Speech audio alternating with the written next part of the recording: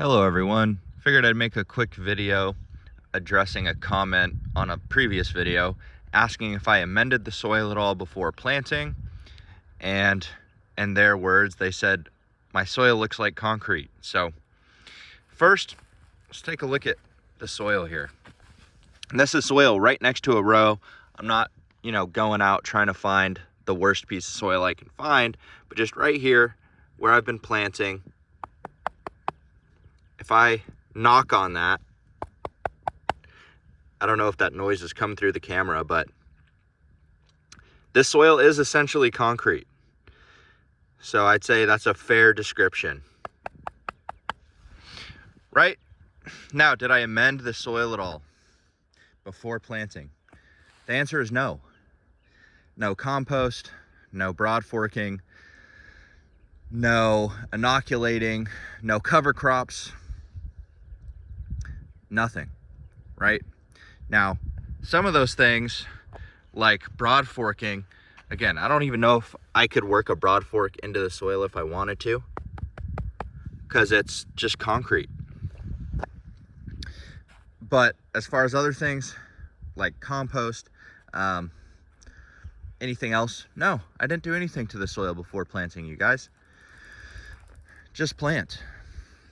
My philosophy behind it is nature kind of has the answer and it has the methods, and these plants have a will to live, and where there's a will, there's a way. I think people underestimate plants sometimes, and you'd be surprised how hardy some plants can be. Now, if you have the means to broad fork, if you have a big pile of compost laying around, if you have a broad fork and the soil is actually workable, if you have tractors, if you have equipments, there's a lot of things you can do to jumpstart the system, and I'm not against any of that. If I could have done some things to jumpstart the system, I would have, but I'm here to show you guys. Essentially, I'm here to show you guys if I can do it down here in South Texas, in this native concrete, in this climate, without equipment, without a lot of finance going into it. If I can do it, anyone can do it. If I can do it here, it can be done anywhere. So that's kind of the philosophy, you guys. That's kind of what I will be showing on this YouTube channel as things go forward, right? I'll show you guys successes. I'll show you guys failures. I mean, if you guys already know if you've been here a while, and if you're new to the channel, welcome. But if you guys have been here a while and you saw the nursery tour I gave, first thing I did was show you guys just a ton of plants that didn't make it, right? More plants have failed to survive here than probably plants that have survived. So, I've already learned a lot of lessons, and gained insights, which I hope to share with people. But essentially, you guys, have faith in your plants, let the biology do its work, and you'd be shocked. You'd be shocked what can be accomplished. And essentially all you're doing with introducing compost or broad forking, things like that, I mean, the goals of broad forking, for example, decompact the soil, right? Goals of compost, increase microbial activity, increase organic material. Well, guys, root systems in the soil, exudates, essentially plants will decompact the soil for you. It will introduce organic material and microbial activity for you. Granted, it takes a longer time. However, have faith in your plants, guys, because plants are resilient.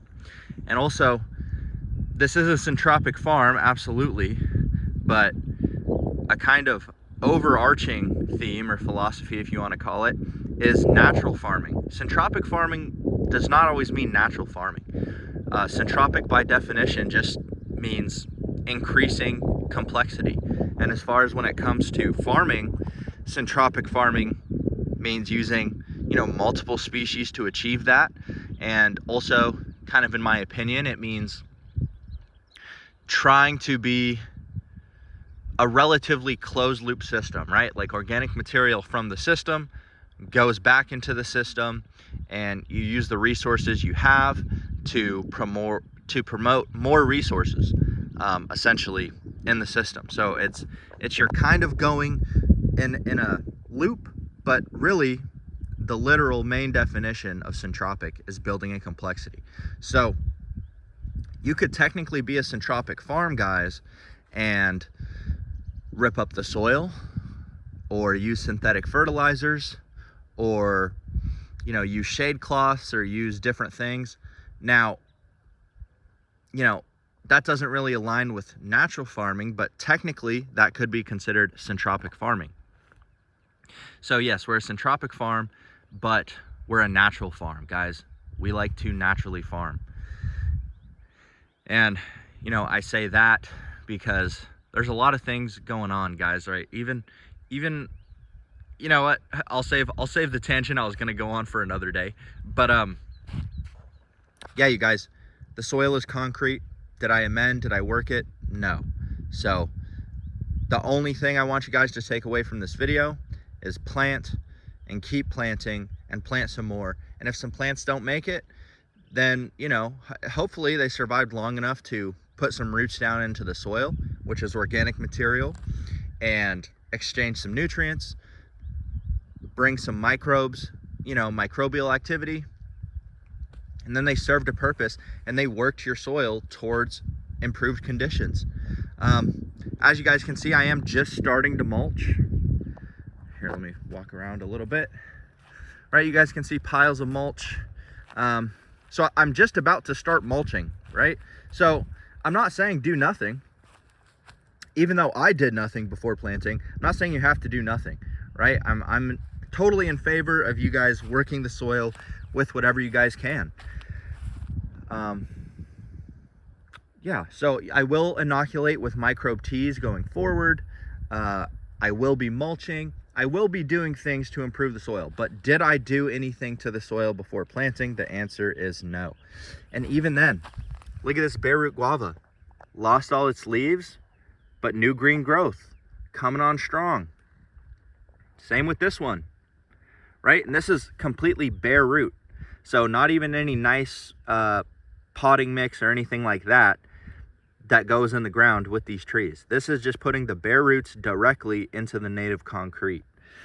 So sure, a lot of these plants might be stressed, but you can't blame them because they're going into native concrete in a very harsh climate. If you guys are new here, this is a harsh climate. I'll go more into depth of the specific challenges down here in Texas in another video, but this is not an easy climate, yet these plants are starting to adapt.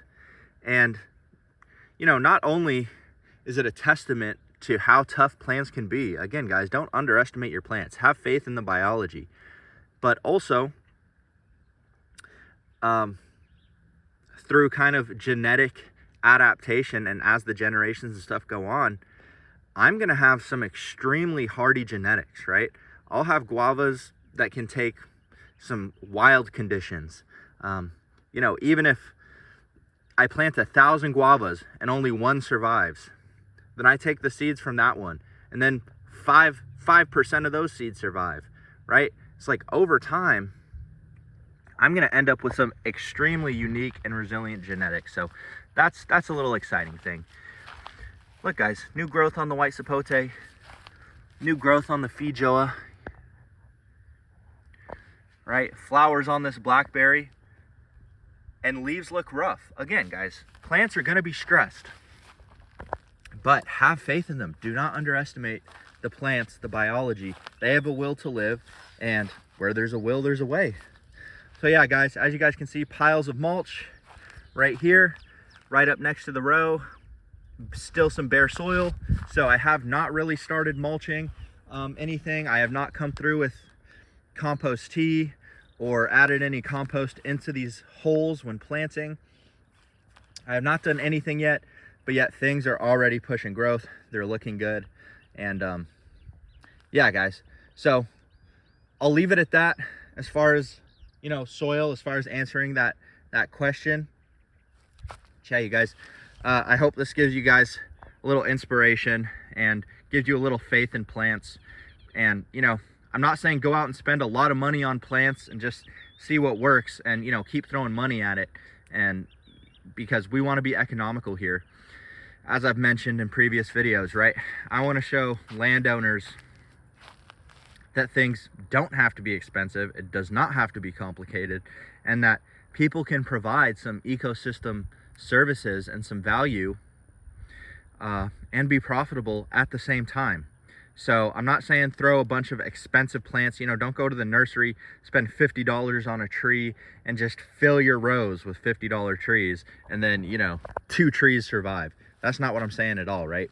I'm saying be economical, work with what you have, and you would be surprised though. So yeah, guys, I'll leave it at that. Thanks for watching. Talk to you guys next time.